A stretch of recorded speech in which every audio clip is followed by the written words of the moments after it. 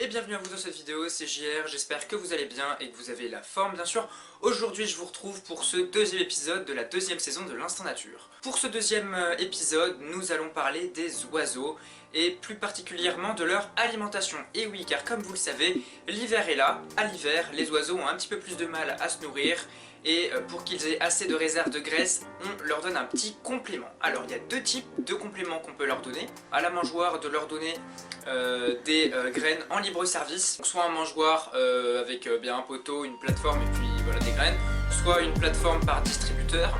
Soit leur poser dans une coupelle au ras du sol. Ou alors deuxième solution, leur donner des petites boules de graisse. Qui est d'abord ce type de boule, tout simplement avec des graines, et ce type de boule un petit peu orangée avec des graines à l'intérieur. Voilà pourquoi est-ce que moi j'ai opté pour des boules de graisse, tout simplement parce que, comme vous le savez, je suis en location et mon propriétaire, qui habite juste à côté et qui a un toit plat commun avec moi, qui sert de terrasse, a deux chats. Et je préférais tout simplement mettre des boules de graisse en hauteur plutôt qu'une coupelle ou une mangeoire. Déjà parce que la mangeoire, c'est pas possible de la poser sur le toit plat, et puis des coupelles avec des graines en libre service. Étant donné que les chats ont libre accès sur la terrasse, je préférais ne pas prendre le risque qu'un oiseau se fasse bouffer tout simplement par le chat. Si je le sais, c'est pas totalement éthique entre guillemets, car dans ces boules là, c'est fait à base d'huile de palme. Donc en fait on déforeste des forêts de palmiers qui favorisent tout simplement le déclin des populations d'orang-outans, de chimpanzés, singes, de toute cette famille, toutes ces espèces là. Mais voilà, j'ai préféré, c'est moins éthique entre guillemets, mais j'ai préféré opter pour cette solution là.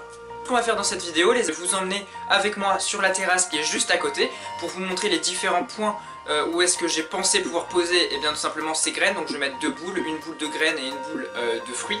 On va passer tout de suite à l'étape suivante qui est la pose des boules. Allez, on y va, c'est parti.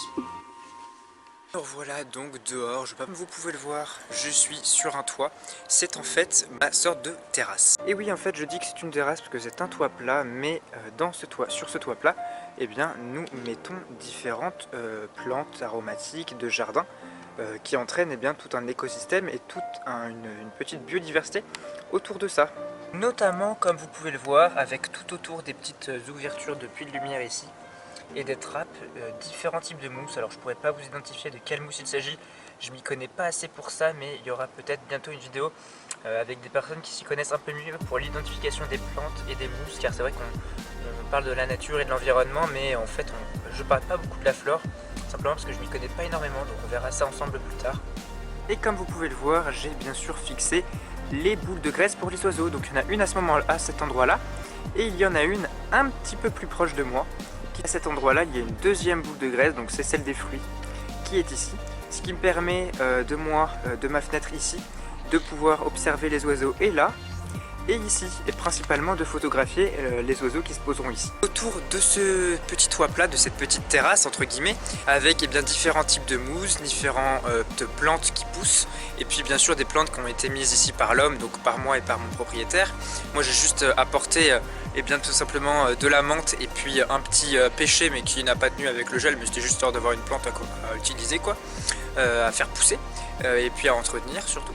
Et puis mon propriétaire a lui posé un petit peu plus de plantes du côté des plantes, donc notamment il y a d'anciens plants de tomates qui sont en train de pourrir, mais ça fait de la lavande, du thym, du romarin, on a également du pissenlit, quelques fraisiers, donc voilà, c'est plutôt pas mal.